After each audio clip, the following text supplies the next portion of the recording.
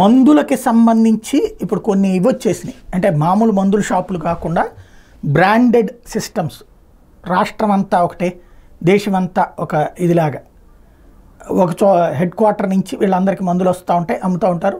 లోకల్గా బీఫార్మసీ చేసిన వాళ్ళని ఎంప్లాయీస్ కింద పెట్టుకుంటారు. వాళ్ళకు 25,000 15 నుంచి 25,000 జీతం ఇస్తారు, నడుస్తూ ఉంటుంది. అక్కడ డిస్కౌంట్లు అవి ఇస్తూ ఉంటుంటారు రకరకాల ప్రొడక్ట్స్.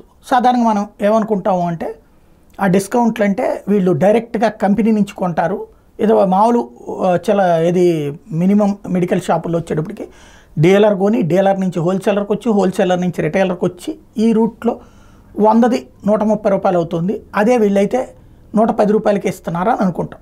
కానీ అట్లా కాదన్నటువంటిది ఒకటి బయటపడింది తాజాగా.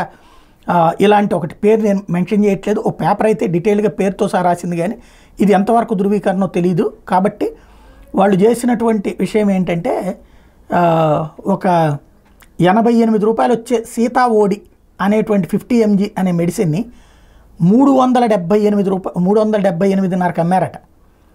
50 నుంచి 80% డిస్కౌంట్ అంటూ పెట్టిన దాంట్లో.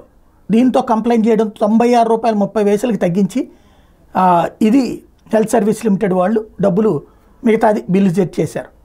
అంటే ధరల్ని కూడా వీళ్ళు దాని మీద మామూలుగా అయితే కనుక మనకి ఆ ట్యాబ్లెట్ల మీద ధర ఉంటుంది కదా, మిగతా అక్షరాలతో పాటు అవి ఉండదు, ప్రత్యేకించి ఒక స్టాంప్తో వేస్తారు, అది తుడి చేసి వేరే స్టాంప్ పెట్టేసుకోవచ్చు.